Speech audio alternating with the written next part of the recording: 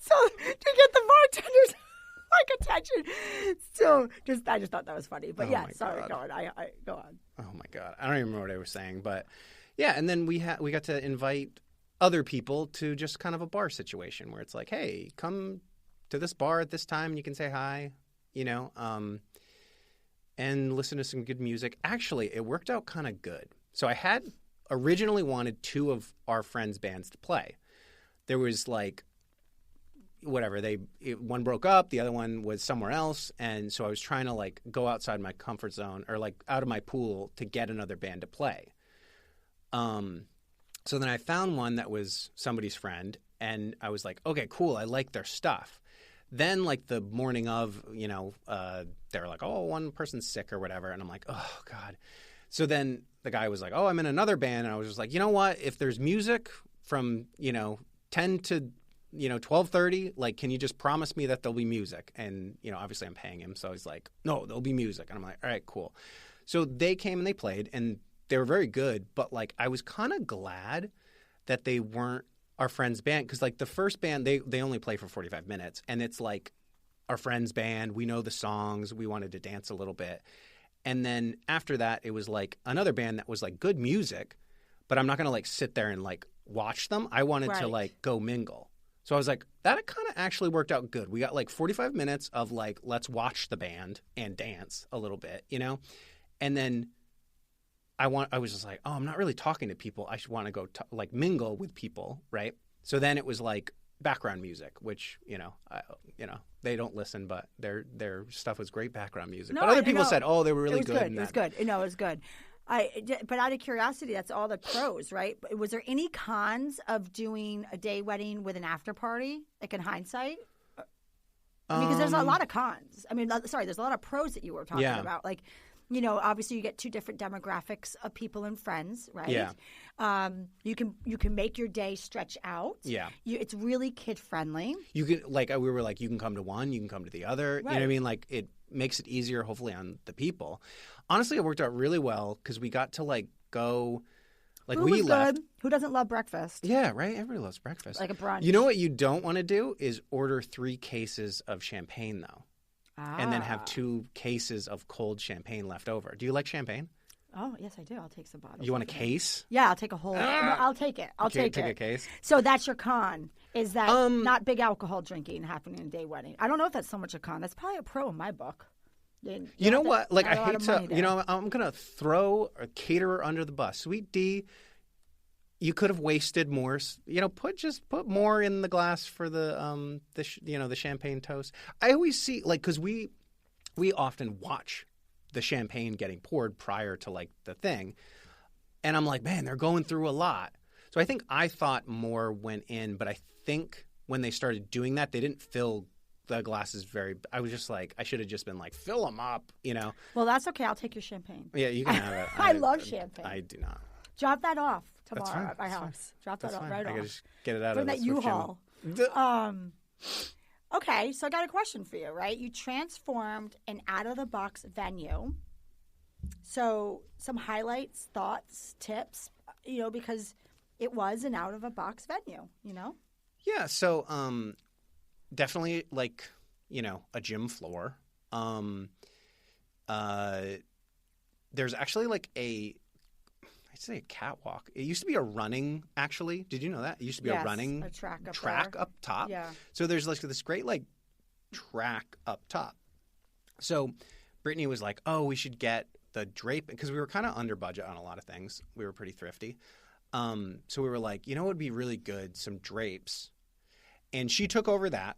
So I actually didn't know what they were going to look like. So, I was just picturing the swags, which are like drapey things from like the mid. I always see them in tents, right? Right. So if you're picturing like not a chandelier, but like a point in a tent, and then they're kind of like draped to the side of the tent, and they kind of swoop. Yeah, no. Like you did the full drapes, which that happens. Well, she took over that, so I was just kind of like. That happens a lot at Kirkbride. They'll drape the divider walls. Yeah. Or sometimes they'll drape that at the Newport Island Resort. They'll drape where like the ceiling, the AC unit. But the point, I think, what you're trying to say is draping was huge. Well, I thought it was just going to be the swags, and then it was the draping all the way around, which totally transformed it. Like I said again, it was Brittany actually took lead on that, so I actually didn't know what it was going to look like. But I think that's important that but it people was way more understand than I thought, and it was drapes. what the place needed. You know, like I just wanted people to walk in and be like, "Wow, this is Swift Gym," which I think people did, because people in my family at least are used to having, you know, whatever roller skating and eating donuts off strings, you know, at kid parties there. So, like, I wanted it to be kind of different. The other thing I did is I actually have a lot of lighting, obviously. So I was thinking about getting up lighting. This is nothing on up lighting in general. It would kind of it served the same purpose, but I've seen up lighting that isn't well. Okay, so if you have a dark room at the end of a normal wedding and there's up lighting, it looks great. But it's dark in that room. So I was worried that the Swift Gym was going to be too bright. Or like one-dimensional. So maybe there are uplights that are like really powerful. But I was like, you know what? I have lighting. So I put some of my lighting up top pointed down. So it kind of went through the swags and kind of like hit people differently. So it gave it kind of like, I don't know. What was your take on it? Dimension. Yeah. Like we were like, one side was like less powerful than the other to try to give it like a little, dimension. Like, again, I was like, but I think so quickly, you know what I mean? The day goes by so quickly that I wasn't. The takeaway though is for someone who's not artsy, not in the industry, doesn't understand fully what we're saying, is some drapery and some lighting can go a really long way. So, you know, especially when you're looking at decor lighting. The other thing I was going to say is florals. So the courthouse that you got married in is really a really pretty room. It really is. I mean, it's not it's an old historic building on Main Street, East Greenwich. So I mean, it's going to have a very ornate feel. But it's funny because it's, you know, it's a room that I've gone to vote, and it's a room that you have your town hall meetings and, you know, school committee. I'm not school committee, but town council. Town council, which my brother's on the town council. So I mean, I've seen multiple Zoom meetings of him just sitting there and just listening. But anyway,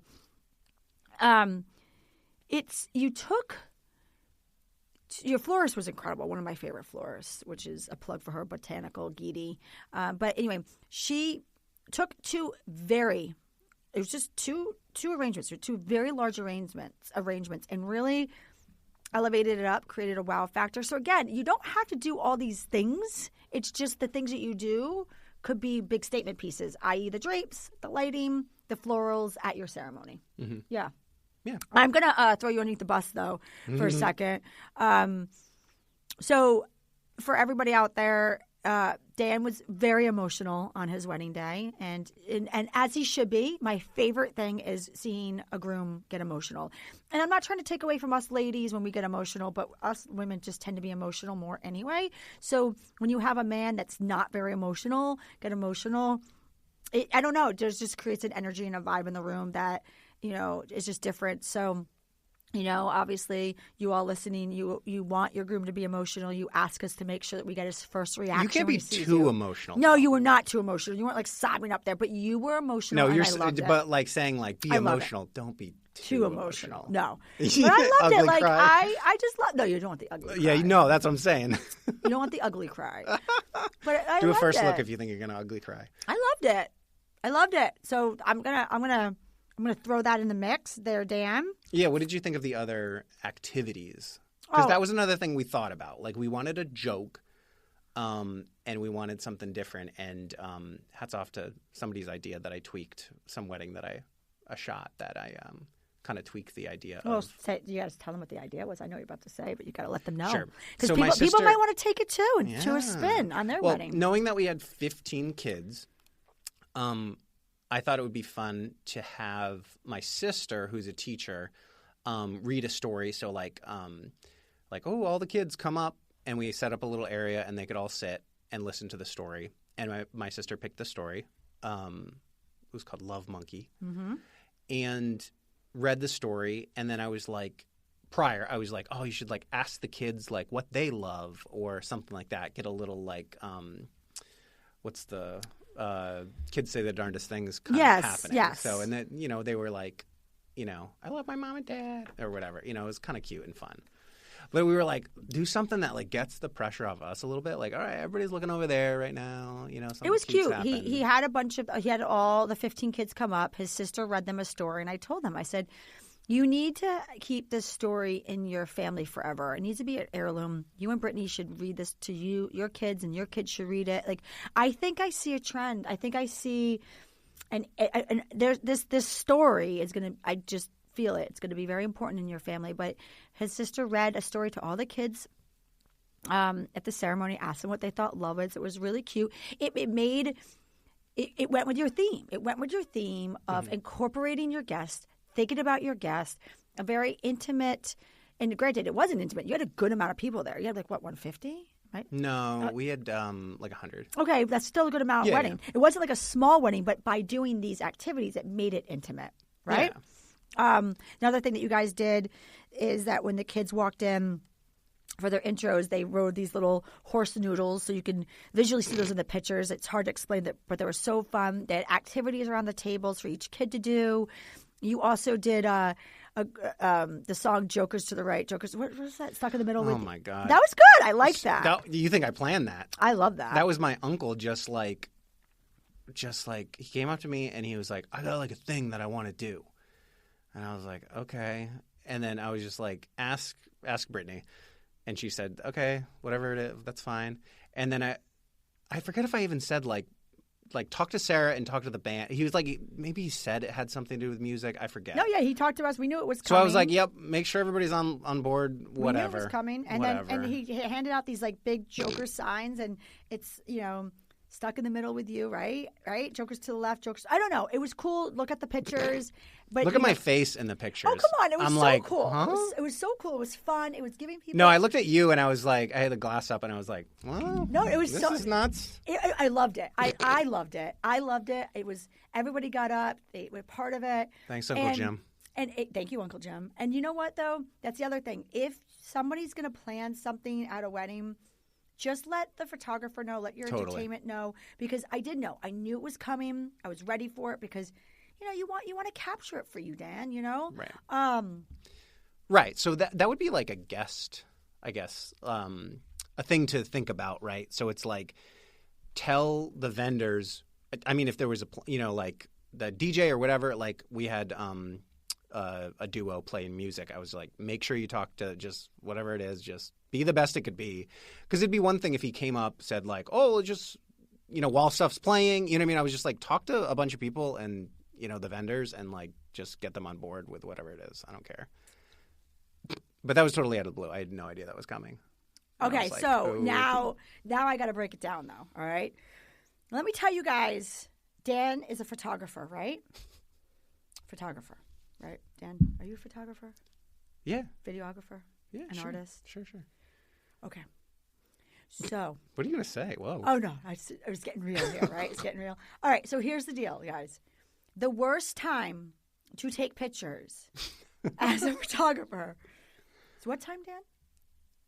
It can be any time, certain times. Noon, Dan. Yeah, Noon. Okay. 11 to 12, okay? So, guys, unless you have a cloudy day, if it's full sun, worst time to take pictures is 11 to 12. This is why we try to stay away from the picture time. This is why when you do engagement pictures, it's usually at night, at the twilight time, right before sunset or very early in the morning. All right. So, Dan, what time did you have your photographers do your pictures? It was like 11 to 12-ish. Mm-hmm. And what type of day did we have on April 26th? There were some clouds. It was the most beautiful day, bright sun, just lovely weather, the most beautiful day, and they're so lucky to have it. But as a photographer, what's that do? You're sweating behind the... Yes. Okay, wow. Now can I add in that there was a parade? For I don't know. The entire. It was like the Little League or something. The entire East Greenwich Little League parade. So not just one team, like all the teams. I didn't even notice. See, that means I did a good job. I did not even notice. That was the other thing during the ceremony. You were like, I was like right in your face. I was like, I did not notice at all. So so two things. One, right? So I had to navigate around 300 people in the town to make sure I get these pictures with full sun. So that just shows you, hey, listen, I want to give myself a pat on the back. Dan gave me a challenge, and I accepted it. Thank you. The other thing I told Dan is normally at weddings, I stand back with a very long lens. I'm not even close to the couples, but the imagery looks like I was right there. But as Dan explained, his aisle was only like 10 feet, so I really could have been all the way down at the bottom of the aisle, but I wasn't. I was like right up there with him and Brittany, and I felt so bad, but there's like so much that I just needed to capture between the kids and your sister reading the book and Dan being emotional and just Brittany looking so pretty that I was like a couple of times I just was a little closer than I probably would have wanted to be with the couples I'm photographing. But at one point I'm like, it's just Dan. I'm just gonna be here. I'm just gonna. But you didn't even notice, so it's just great. Which is great. Maybe because I'm just so damn short. But yeah, so. I don't know. What other takeaways do we have to share with our listeners about your day? Dan is so sweet. Okay, let me just tell you, he's so in love. So there's just that. And it was cool. We got to walk the streets of East Greenwich and just take our time and doing some pictures, which I really enjoyed. I did appreciate that you gave me that time. It took the pressure off. So we did the family first, the bridal party, and then we just, Dan, Brittany, myself, and the videographer, and our other shooter, we really got to spend about 15 minutes. That's all we really needed. But it was just enough time to capture what I really wanted to give you as a portfolio for your day. And just sort of some advice for people listening. If you can kind of do that. I mean, we do that with our couples. So when we photograph weddings, we do what we call crowd control. We start with the families and the bridal party and have everybody go, and just a time with the couple. But if you're not using us as your photographers, that's a really great opportunity just to get some natural imagery and just allow your photographer to give you a good portfolio piece. But I think as a couple, it allows you guys to be together before you're going to enter into that big party. Yeah, and I guess the other thing I would say was, like, I'm glad we were able to do a receiving line. It was funny because we started, so it was like 10 a.m. was the, like, on the invitation. So I'm like, people are going to be late, this or that. But we kind of, like, budgeted way too much time for, like, the ceremony. So it was, like, really, like, 10 to 11 was the ceremony, and then 11 to 12 was the cocktail hour and photos, right? Mm-hmm. Yep. So I was like, everybody was like, oh, no, like, ceremonies take a long time, and that's going to be, like, kids coming down, that takes, like, 20 minutes. I'm like, no, it doesn't. Like, they're so quick. People get nervous, they go quick, and it's like, I don't know. People don't realize how quick ceremony. I'm not talking about, like, full masses and stuff. That's an hour. But when you're, just have, like, a casual thing, it goes quick. So I was like, well, maybe people will be late, like that. But, like, everybody kind of came on time. No, I mean, most people do, But me and Sarah were like, okay, so if we start late and, like, yada yada, and we're like, what time did we say? Like 10:45 or something? Yeah. Yes. If we're done and it's 10:45 or earlier, we'll do the receiving line. If it's 10:30, 10:45 or after, we'll just go to cocktail hour early. I guess I was adverse to going to cocktail hour early, even though it was cocktail hour really. Yeah, you really wanted... I just didn't want to throw off the music, you know what I mean, the caterer. If we get there early, then it's like... Most couples like to join their cocktail hour, but, you've been doing this. You understand that you have the 4 hours to be with your party. You really wanted cocktail hour to be a cocktail hour and allow your guests to enjoy and mingle. And because obviously as soon as the bride and groom walks in, people just all flock. Yeah. So you wanted your intros to be your intros, Mm-hmm. Ooh. Mm-hmm. Okay, so every wedding has hiccups. Okay? Every wedding has hiccups, and I just want you guys to know that. And it should be the hiccups that make you laugh. Like, so my hiccup was I fell on mud on my wedding day, and I got mud all over my wedding dress. I mean, literally flat in my face in mud. I think there was also a fire in my photo booth that happened. But anyway, yeah. But so Dan, I put it out. Don't worry. Oh, thanks, Dan. So thanks, Dan. I found out that there was a fire and fire extinguisher. Dan, like a plug that was on the wall, like got wet. Yeah, because it rained on the day. Yeah, so I have that picture, I think. I never sent it to me. You got to send it to me. But anyway, so Dan's hiccups. Tell them what your small hiccup was, which I loved because it was one of the songs that I almost had on my wedding day for my husband and I's first dance, and I was like, "Oh, Dan, good choice." And then I find out later that wasn't his wedding song. It was the father daughter dance. But yeah, so this is our music duo was head by Danny C. So this was Danny C's fault, but I wanted when the bridal party came in, the riff from I Believe in a Thing Called Love. You know that song? Yeah. Yes. Yeah. I was like, that's a cool little riff. Like, he can just play that over and over again. And then, like, everybody will come in. And then we'll come in and I'll do the first dance.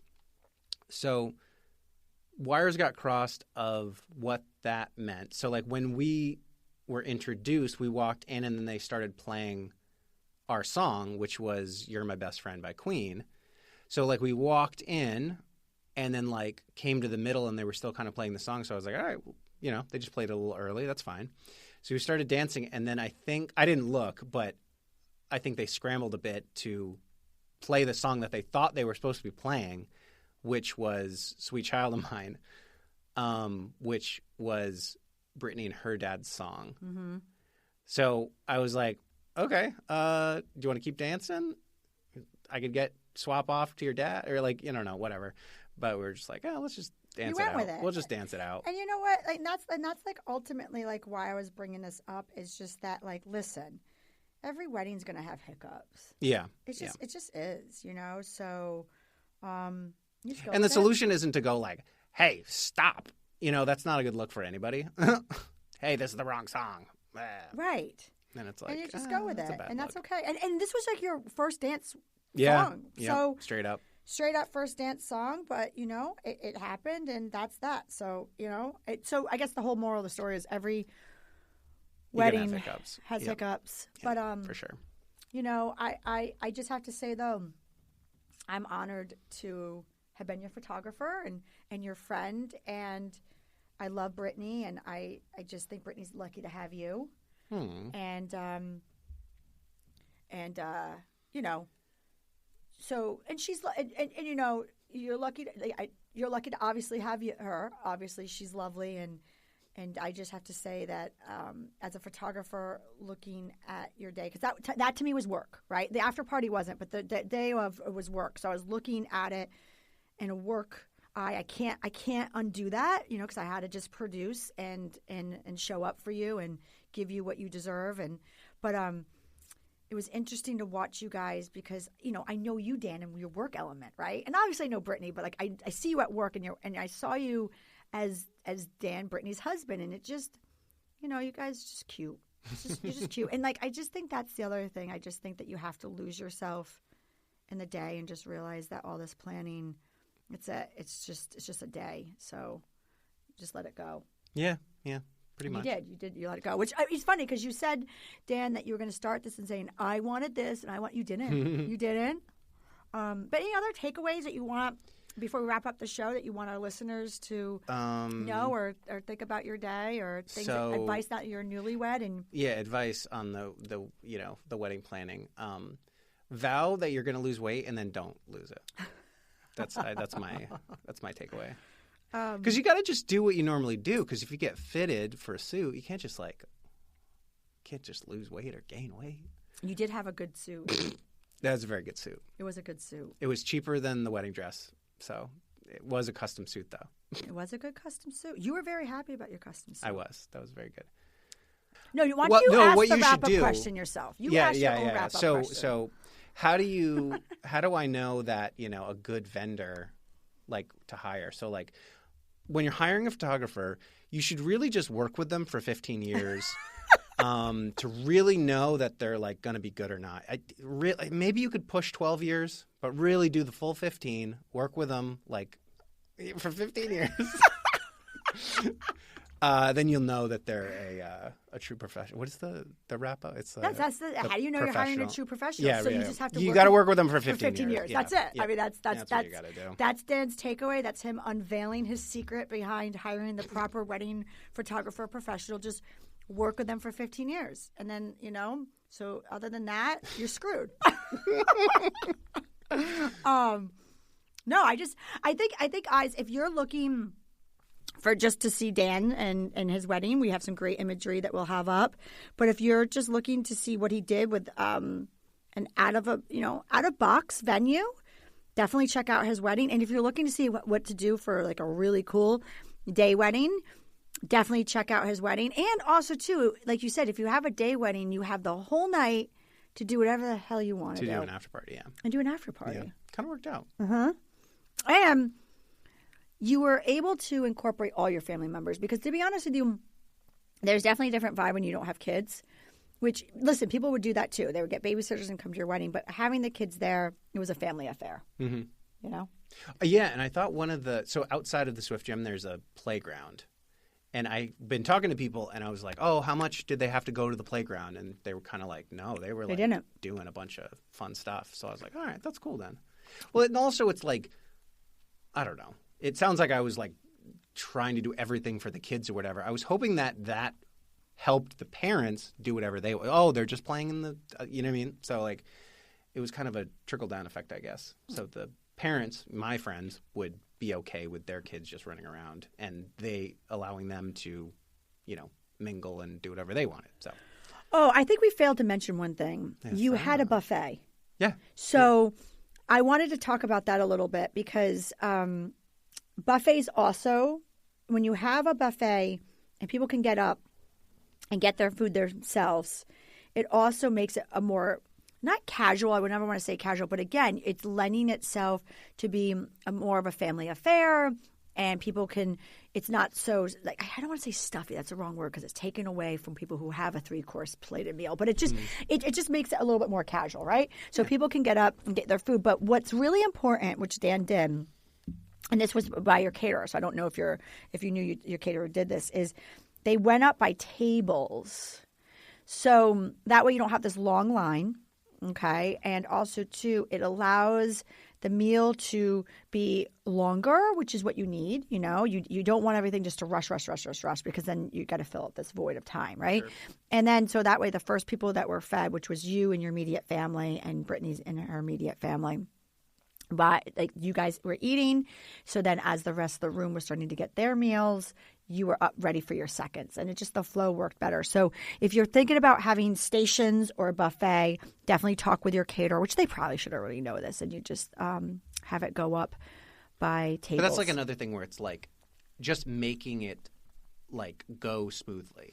And it's like that's another way to make it go smoothly. Right. Where, like you say like, table 1 through 3, you go up first or whatever. And like who does that? So I was telling Danny C to like do. Danny C was the musician that basically was he was just saying like too many Dans. Yeah, I know. He was saying the different table numbers, like table 1 could go now, and it just. Right. I think he was coordinating with I think we planned on doing that, but he's the person with the mic, so it's like, oh, you're going to be doing the whatever. But that's important to do because otherwise you just have people like standing around. And then the people who've already ate first, they're waiting to go get their seconds. But it just the flow was better. So I guess my takeaway is like logistically, if you're doing something other than a traditional meal, I don't know, whether it be a pig roast or a stations, like there's so many different things you guys could be. Clam bake. Just work out the logistics. Like, I mean, honestly, Dan, we opened up the show about the logistics. You were even talking about your rehearsal dinner and like not rehearsal dinner, but your actual rehearsal, like logistically, like just figuring things out logistically, right? Mm-hmm. Especially if it's out of the box and especially if you don't have a wedding planner or anything like that. Right. Yeah. Yeah. Yeah. Think about maybe talk to other people about like how things flow. You know what I mean? Just like kind of think about things. It's like, I don't know, really, really easy one is like, all right, so we're going to get married in a field in a tent. And you're like, all right, where do people go to the bathroom? You know what I mean? So it's like those logistics just like, all right, just like, I don't know, put yourself in those shoes and be like, all right, well, what time do people, like. Yeah, like put yourself in. Like, don't just say like, oh, we're, this is happening. Like literally, like, oh, we're gonna have a buffet. Like literally, put yourself, like, sit down at that table in your brain. Sit down in that room and like, how are we logistically make this work? Like everything you do, just now. If you have a wedding planner, forget it. They'll just do it on your own. Yeah. But if don't just logistically figure it all out. But anyway, so I hope that you enjoyed this week's episode of Wedding Secrets Unveiled and learning a little bit about Dan and Brittany's wedding, and yeah. So I guess you can find Dan's pictures. Maybe we helped somebody or, made somebody laugh. That's all I care about. I don't know. Is there anything else, Dan, you want to? I think it's really funny that, it was like the kickoff of the season a little bit there. Oh, yeah. Dan's wedding was our kickoff. Yeah. That was our first wedding, of the official first wedding. We've had some, scattered wedding throughout the years, but your wedding was the official. I appreciate you and Brittany coordinating around our wedding schedule. Well, yeah, right. I'm not going to get married on the 4th of July ever. Yeah. I do appreciate you. I do appreciate you working around our wedding schedule. Where did you go on your honeymoon? Tell everybody. We went to California. Yeah. So, we went to L.A., and then we rented a car and then drove down to San Diego. So we really like movies. So we were giving ourselves a little assignment. So we drove around and found where the Back to the Future school was filmed and stuff. So we were I don't know. We gave ourselves a little scavenger hunt, which kind of gave it I don't know, a little mission each day to go fun, And then we took disposable cameras. Because, again, I want to, kind of take pictures, but I don't want to really think about. So you don't want to have to edit everything? Yeah, well, it's just kind of they might be – I don't know. I guess I was kind of struck after my friend took some Polaroids at the weddings, and I was like, oh, these are really cool, in a weird way. So yeah. But there was one funny thing. So we were at whatever the cliffs are called in San Diego, next to the water. Is there a word for that? Where the seals are and stuff? Oh, I know what you're talking about. You're talking about in the main drag over there. What's that main? The main road that goes from north to south in California? I know what you're talking about. Yeah, but it was where the seals were, and there's cliffs and then the water. I've been over there actually, where the seals are. Right? Yeah. It's a popular spot. But we had the disposable camera. The real disposable camera. Oh, totally. Yeah. So we were on the cliff thing, and we were taking pictures of each other at the different spots. Prior to that, and I was just like, oh, I could probably give it to somebody and they could take a picture of us. So I gave it to this she was probably 20. I don't know how old she was, but I gave it to her and she was like, oh, okay. And then I was like, oh, so it's a disposable camera. Oh, she didn't know what to do with it. She didn't know what to do with it. So she took one because that's where the button is, just boom, right? Yeah. And then I was like, you know what? Take one more. And she was like, oh, it's not working. I was like, oh, you have to crank it. And she was like, oh, yeah. And I was like, no, you have to do the thing. And I was like, no, it's the most satisfying part. So I, blew some kids' minds of a disposable camera. Yeah, they're probably talking about you this guy, he handed me this thing. He handed me a fossil. I love it. Yeah. That was actually at Catherine, another one, a part of our team. We had the landline at the studio. Sorry to blow up your spot, Catherine, because I know you're going to listen to this episode. And call waiting on a landline. Yeah. She didn't know how to click over. I was like, you got to press the flash one. But yeah. She's like, but I thought about it. She's like, I don't have a landline. No, you don't have a landline. Oh. But anyway. All right, Dan. Well, I'll see you tomorrow. Yeah, right. Basically. All right, friends. I hope you enjoyed Dan's wedding episode. All right. Bye-bye. Bye. Thank you for listening to Wedding Secrets Unveiled. I appreciate you being here. And hey, if you enjoyed this episode, I want to tell you something. I encourage you to check out our website at sarazarrella.com. We love photographing while having fun, of course. Check out our podcast page on our website for our show notes along with upcoming episodes with your local wedding experts. Listen in as we help you plan your epic event. And don't forget that you can actually subscribe to this podcast wherever you are listening so you never miss an episode. I would so appreciate if you left a review for us on Apple Podcasts. Even better, share it with a friend. It's a great way to show your support and let us know what you think. If you know any wedding experts that would like to be a guest, we have a link directly on our website where they can let us know. Thank you for listening.